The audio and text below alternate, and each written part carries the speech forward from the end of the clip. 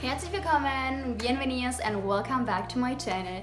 This video is gonna be super exciting because questions like why do you speak 3 languages? How did you learn those languages in such a short time? I get those questions very often, and today I would like to give you an answer for this. So if you're learning a new language or you are planning to learn a new language in the future, this is the perfect video for you, and I'm so excited to share my experience and my tips with you. So stay tuned and watch until the end. Okay, also fangen wir an mit der deutschen Sprache. Ich komme aus Deutschland und ja, ich bin dort geboren, habe fast mein ganzes Leben in Deutschland gelebt. Dementsprechend spreche ich fließend Deutsch und bin auch dort zur Schule gegangen und habe ja, die deutsche Sprache in mir eingepflanzt. Es fühlt sich echt manchmal komisch an, wenn du wieder Deutsch sprichst, weil ich momentan in den USA lebe. Manchmal vergisst man die Worte, aber ich kann echt sagen, die deutsche Sprache war definitiv die schwerste Sprache, obwohl ich die am längsten spreche. Finde ich, Deutsch ist die schwerste Sprache gewesen oder ist immer noch die schwerste Sprache von allen Sprachen, die ich spreche. Español es mi idioma favorito, como yo dije, mi mamá viene de Chile y cuando yo tenía 4 años yo viví en Chile por 2 años para aprender el idioma y también para conocer la cultura. Cuando yo tenía 6 años me volví a Alemania y empecé a ir al colegio ahí, pero se me olvidó el alemán, así que tenía que aprender el alemán de nuevo y se hablaba mucho alemán en mi casa para que yo pueda aprender alemán de nuevo. Después de unos años me di cuenta que se me olvidó el español y no podía hablar español. Cuando yo tenía 17 años decidí ir a Chile de nuevo para aprender el idioma de nuevo y para conocer la cultura también de una perspectiva diferente. Y me quedé ahí por 7 meses y por eso puedo hablar español ahora. Cuando yo me iba a Chile, cuando yo tenía 17 años, me costó hablar y me costó también entender el idioma porque chilenos hablan muy rápido y por eso me costó más aprender el idioma.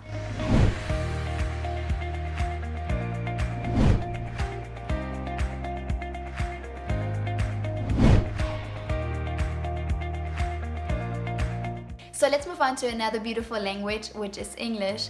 And I have to admit that English was not my strength at school. I have learned so much more just by living in the United States the last few months than just by sitting in a classroom the last 10 years. And you might hear that I'm still making mistakes while I'm talking because English was never my native language and I was never a native speaker, but I'm still in the process of learning the language, so please be patient with me, and unless you can understand what I'm trying to say, I think that will be fine. Okay, so the first thing that I would really encourage you to do is to find a reason why you actually want to learn a new language. Because if you don't have a reason, if you don't have a why, if you don't have a purpose or a goal behind what you're doing, you will lose your motivation very quickly. And then you will give up very easily. That's why I think it's really important if you want to learn something new, if you want to learn a new skill or a new language in that case, it's very important to have a why behind what you are doing. So when you experience those days where you don't feel motivated at all, you don't lose your focus, you always can remind yourself why you're actually doing it, even when you don't feel motivated, like me sometimes. Let me give you an example. When I was living in Chile in the first weeks, I remember myself being super overwhelmed because it really cost me to speak in Spanish and to understand Spanish. So I wasn't really able to have interactions with people. It was really hard for me to communicate with them and to understand what they're saying to me. I remember myself being in a group of friends and just group of people where people were, talking to each other, laughing and just making jokes, and I kind of feel lost because I wasn't really able to understand what's going on, to understand if they're laughing about me or if they're laughing with me, you know what I mean? It was just a very awkward feeling and it felt frustrating.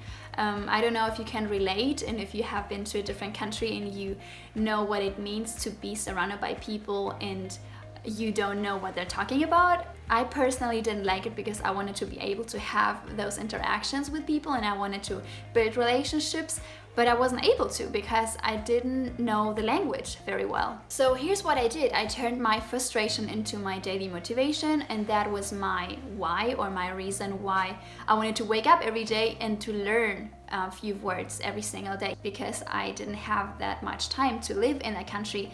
So I knew I have to do something every day so that I can reach my goal in 7 months.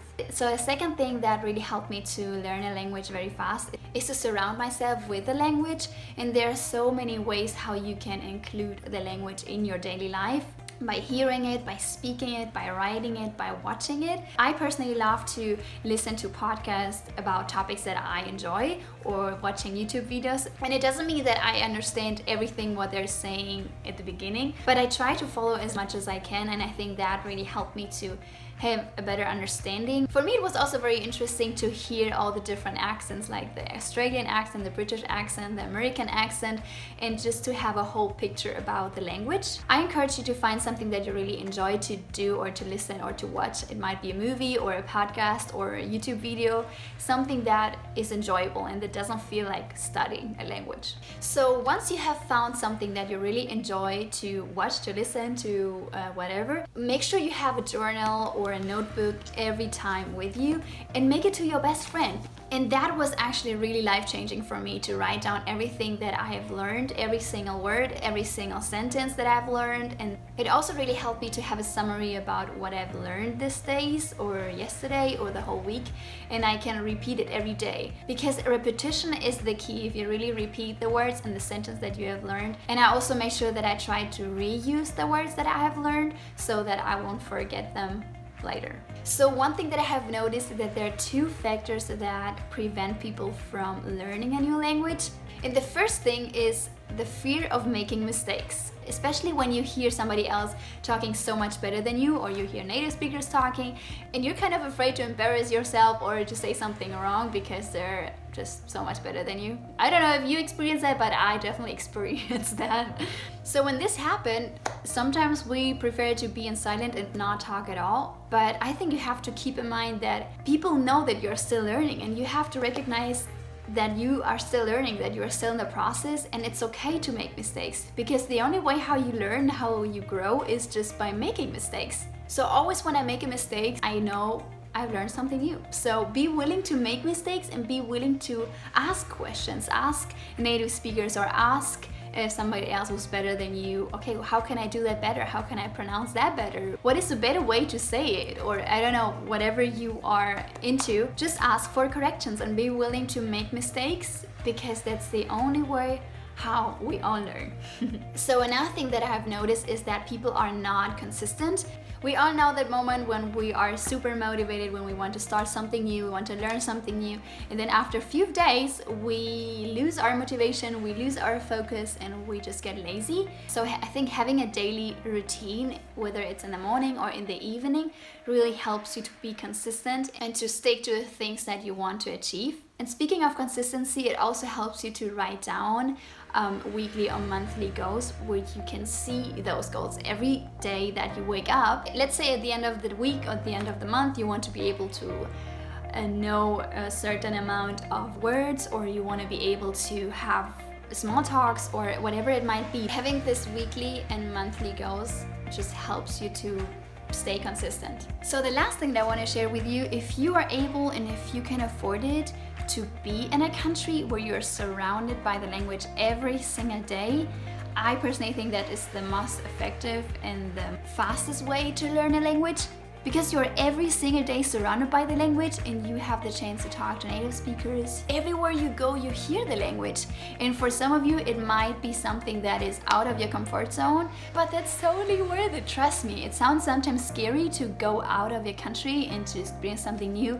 I can just recommend it to everybody to experience that once in your life, to go to a different country and to see something different, to experience something different, and to experience a different environment. Because at the end of the day, you're not learning only the language, you are learning so much more about the country, you're learning so much more about their traditions, about the people, and so much more. Or just look for opportunities where you have the possibility to be abroad or to study abroad or to work abroad. I remember when I had the chance to do an internship at school, I did it abroad in Dublin, and it was so much worth it. And I didn't have the money, but I worked a whole year to experience a different country and to work in a different country too, because it's also different to work in a different country than in your own country, if you know what I mean. I just want to say that everything is possible, and don't let your financial situations or your circumstances stop you from what you would like to do one day or what you would like to experience one day. Obviously, if that's just something that you have thought about, I just want to encourage you to not limit yourself. So I guess that was the end of my video again, and I had so much fun. Thank you so much for watching. I hope it was helpful for you, and if you liked it, don't forget to give me a thumbs up. Make sure you subscribe so you won't miss any other video of mine, and I see you on my next video on Monday at 1 o'clock, and I hope you have a great rest of your day. Bye.